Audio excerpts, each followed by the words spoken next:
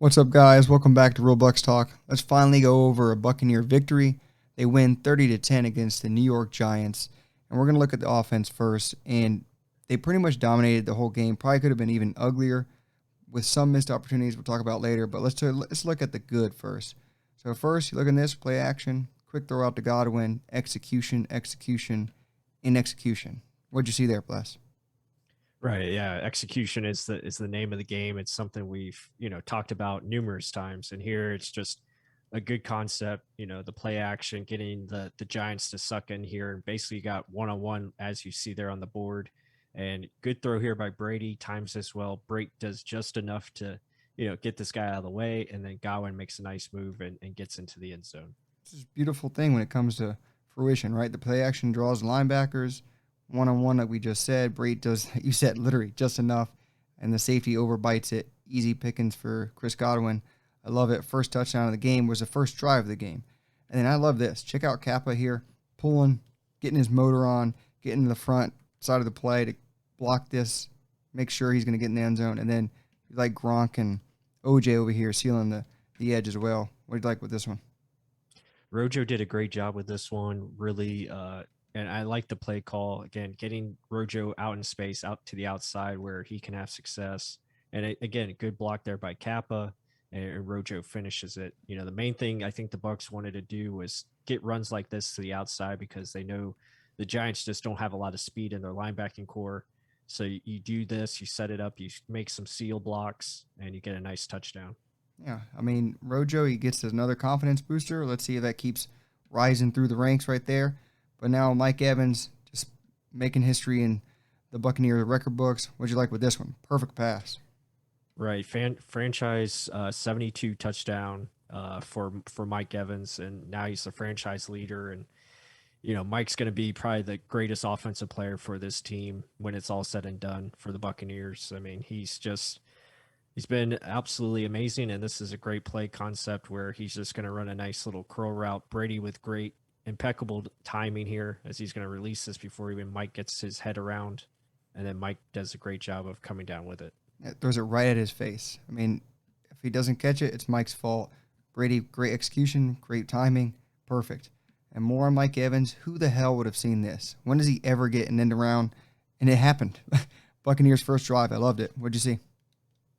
Right. I think this was Mike's first carry. I don't remember him getting a lot of carries in the past season, so this was really cool to see.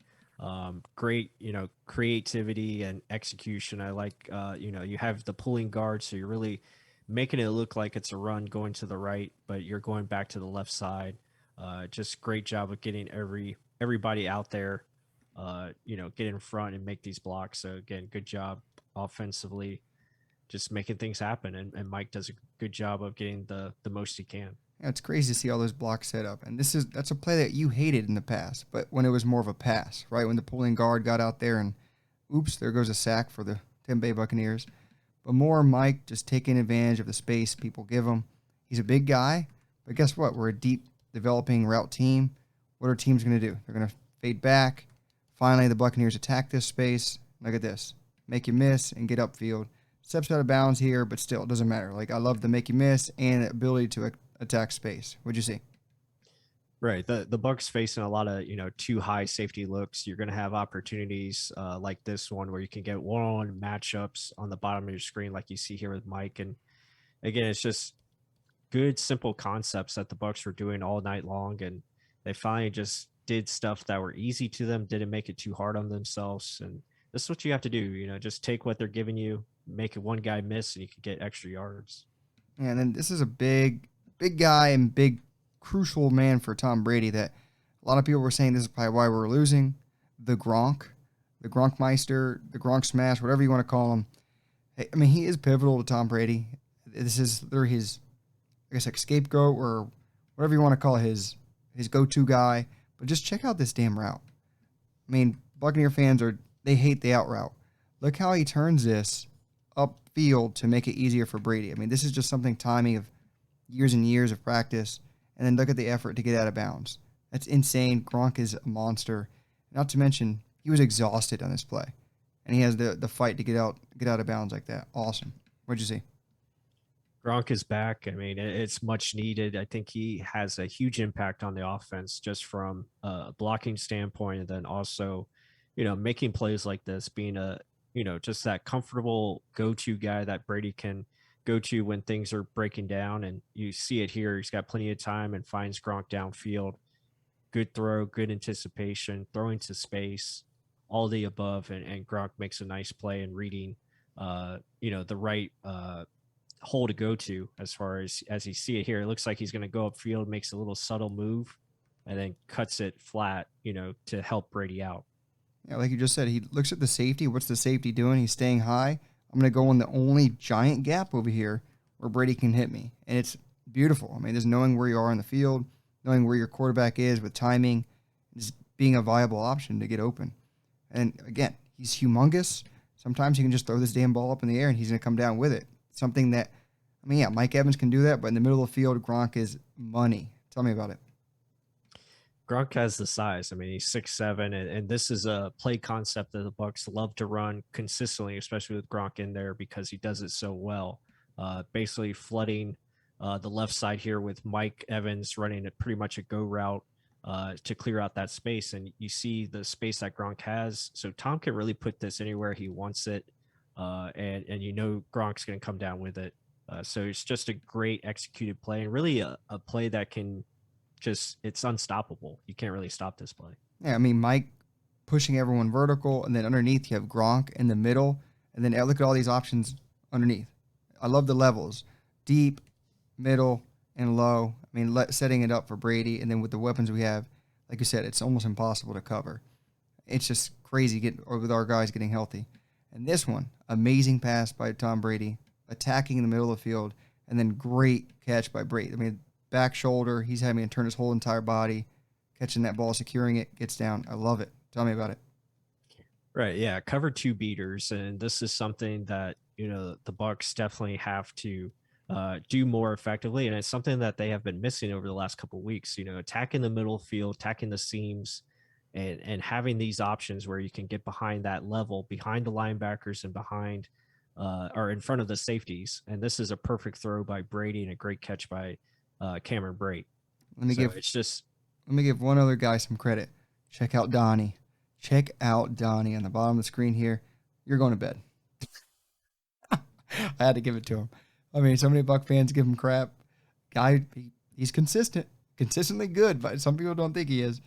And then Gronk's effect on the game plan. What do you think he does? I mean, he's going to draw attention. So, obviously, again, just the level concepts, having Gronk go to the middle of the field, draw defenders, that opens up the middle as you see Brashad Perriman come underneath Gronk here and really attacking, making it easy for Tom Brady to, see the field and deliver the ball into space. And I love that we're attacking middle of the field, like you were saying. Those cover two looks, those safeties are going to drop back. Middle of the field should be open, especially when you're going against linebackers and Chris Godwin, Perriman, Gronk are there.